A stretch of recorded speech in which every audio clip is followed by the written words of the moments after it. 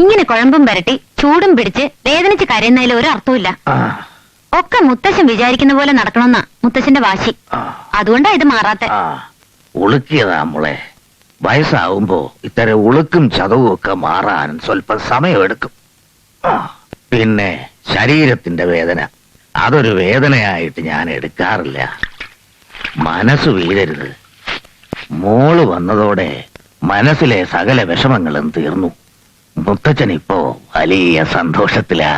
മുത്തശ്ശൻ ഞാൻ വേണ്ട, മോൾ എന്താ പറയാൻ പോകുന്നതെന്ന് മുത്തശ്ശന് മനസ്സിലായി. മുത്തശ്ശൻ ഒരു ഡോക്ടറെ കാണണം, അത്രയല്ലേ വേണ്ടൂ.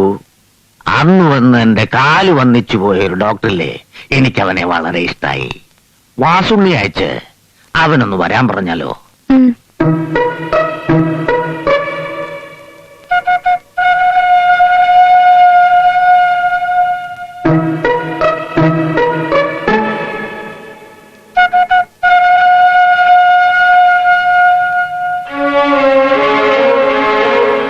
കാര്യമായിട്ട് എവിടെയോ ഒരു വീക്ക്നെസ് ഉണ്ട്. അല്ലെങ്കിൽ ആ കൊള്ള ഇത്ര നേരം നഞ്ഞത്ത് വെക്കില്ല. അധിക നേരം ഈ കുഴലും വെച്ച് നിന്നാൽ സംഗതി ആകാബദ്ധമാവും. ദാസനും കാണുന്നില്ലല്ലോ.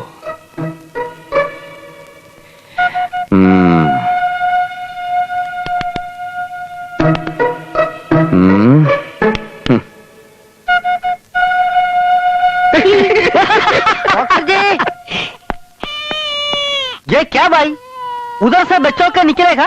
हमको बड़ा मुश्किल हो गया, बहुत कष्ट हो गया.